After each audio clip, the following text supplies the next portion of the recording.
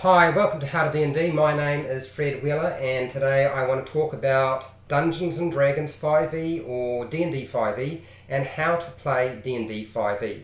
We're going to be covering the Sorcerer. This is the Sorcerer's Basics, like 101 Fundamentals for a Sorcerer. And I will be using the pre-made character sheet for the Sorcerer that you can find on the official Dungeons & Dragons website. Now this is the level 1 version, it's a Dragonborn Sorcerer, and those pre-made character sheets go from level 1 right through to level 10.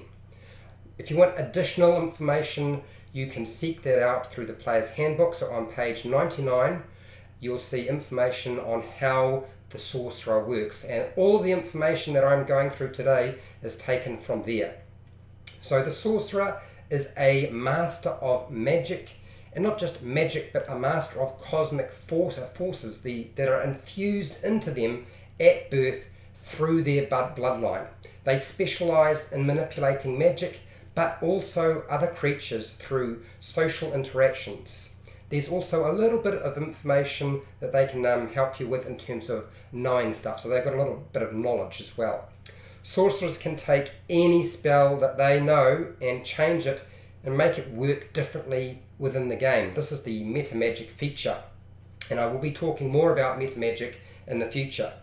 So it'll make a spell more powerful, or extend it, change its very nature. It can also be incredibly unpredictable. One of the features of the Sorcerer is wild magic, and we'll talk about wild magic very briefly in this video, but I will come back to wild magic at some point. Now, the fundamentals to understanding the Sorcerer. There are quite a few, but much like the Wizard, the Sorcerer is a squishy class. It's always been a squishy class, and so that's the thing you need to understand. If you're going to be playing a Sorcerer, you need to make sure you have a decent armor class, and how you do that, whether that's with spells or armor, or staying behind the back line, staying with the party, keeping out of trouble. And as I said with the Wizard, do not follow the rogue anywhere. Absolutely not. Do not follow the rogue. It is not an option. Okay, your character will not last long if you start doing that. So the Sorcerer can be approached in a couple of different ways. You can go with casting a spell or using magic in some way, or trying to influence the monsters, the NPCs, and any kind of creature that you come across. And I'm going to try to encourage people to go with influencing the characters, the NPCs, the monsters, and the creatures in the game, rather than going straight for the magic if they can. Much like I did with the Wizard, where I said, look, try to focus on the skills rather than on the magic. Now, I know that's the fun part, casting magic, but I think you're going to find it's going to work out better for you in the long term by focusing on their skills and their ability to influence somebody else. So sorcerers have a few spells they can select, not very many, and as you can see from the chart, at level 1, they only know 2 spells. So there's a column that says spells known, and they literally only know 2 spells. That's not counting the cantrips. They know 4 cantrips, which is more than most class. I think it's probably the most that any class knows out of all of them. They know more cantrips than anybody else at level 1, which is great because cantrips are actually really useful, and if you select them correctly, you're going to be able to use them multiple times because it's infinite resource. But at level 1, you're only going to know 2 spells, and you get 2 spell slots. So you can cast 2 spells, and then that's it. You have expended your resources. And then, of course, you're going to have to go and have a long rest, which is probably pretty common to most people if you've been playing the game already. So my suggestion to you is when you're selecting your spells, try to take more damage dealing rather than utility. Just a small splattering of utility spells rather than lots of utility spells. You can go that way, but it requires somebody who's more experienced and knows what they're doing to be able to take a lot of utility spells when they're dealing with something like a sorcerer. You're not locked into your spells, so as you level up, you will be able to change things out if you want to do so.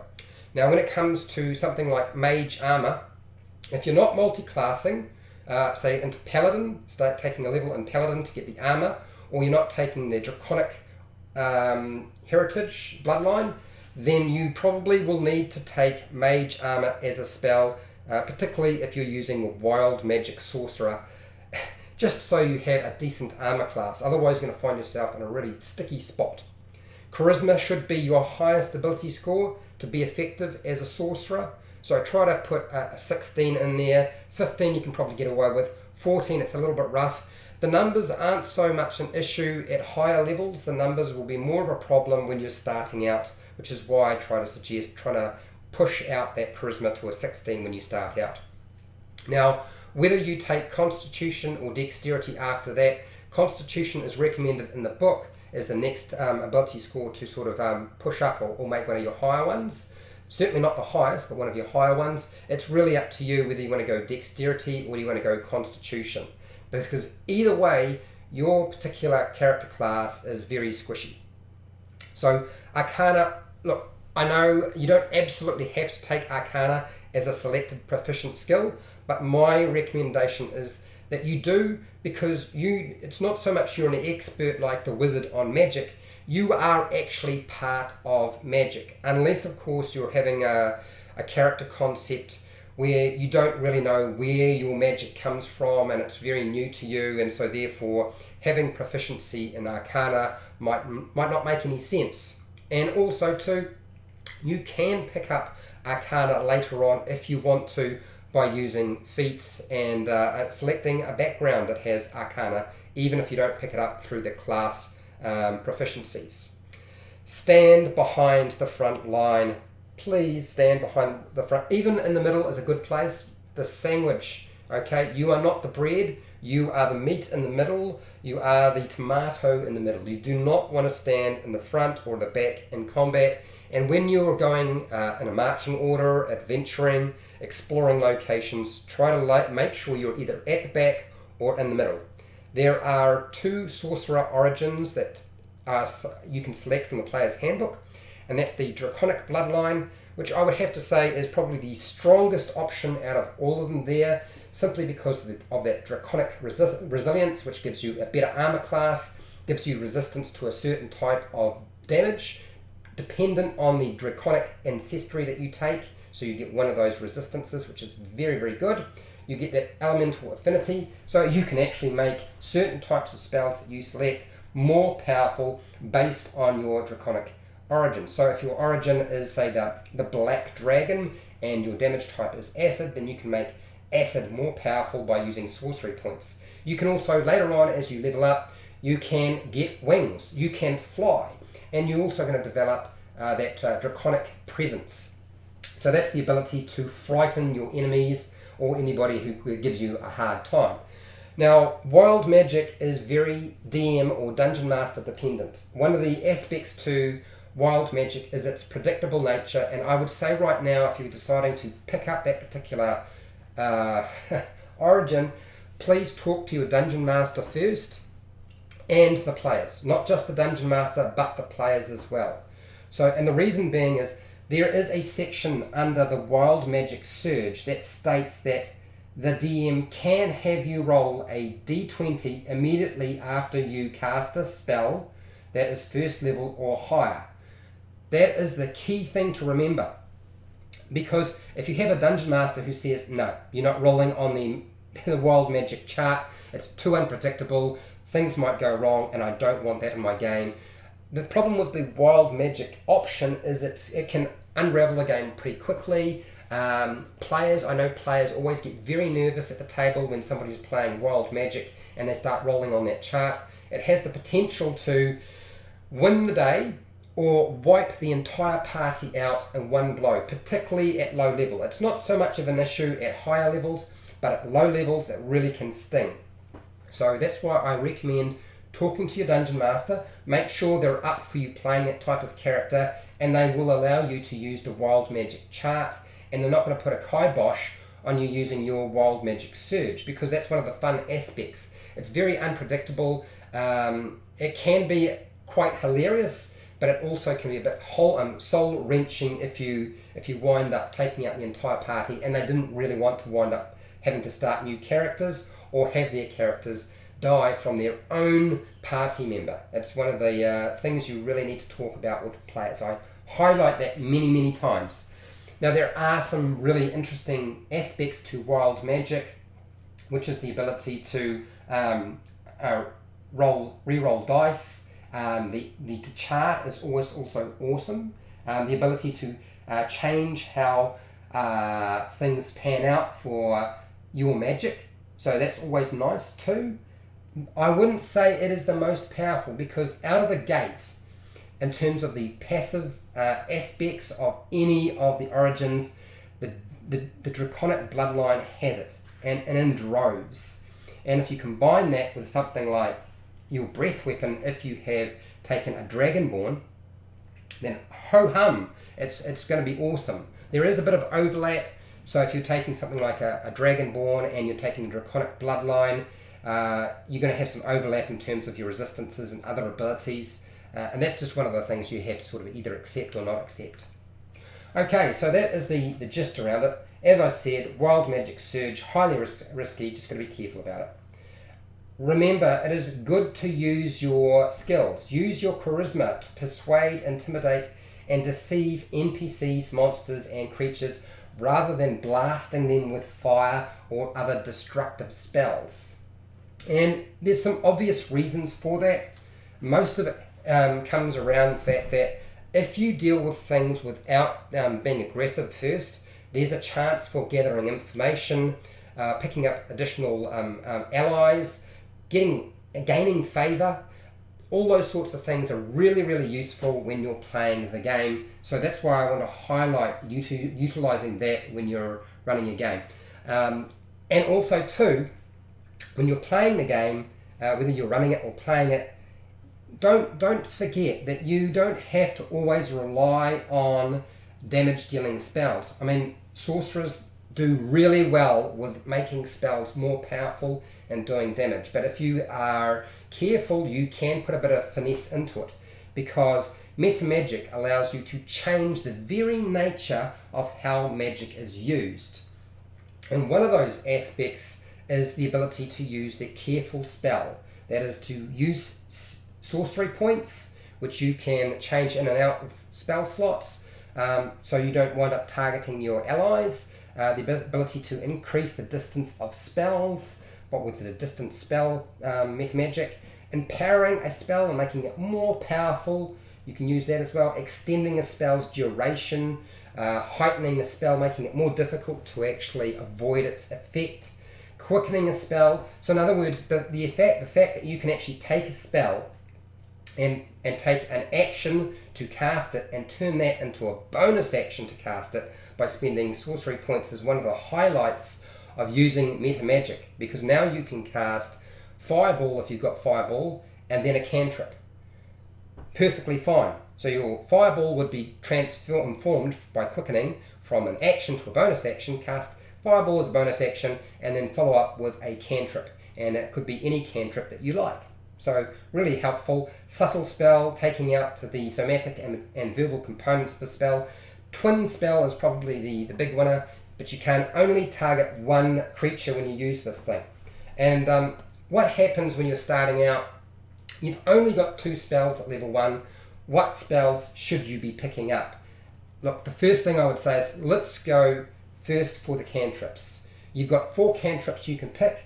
I would tend to go with something like a damaging spell, and then the rest be utility, or 2 damaging spells and a couple of utility.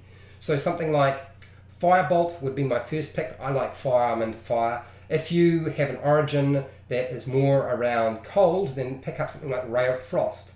Shocking Grasp is also fine, but you have to be up close to use that. I think Firebolt is one of the better options. So out of the damage dealing ones, those are the ones I would aim for.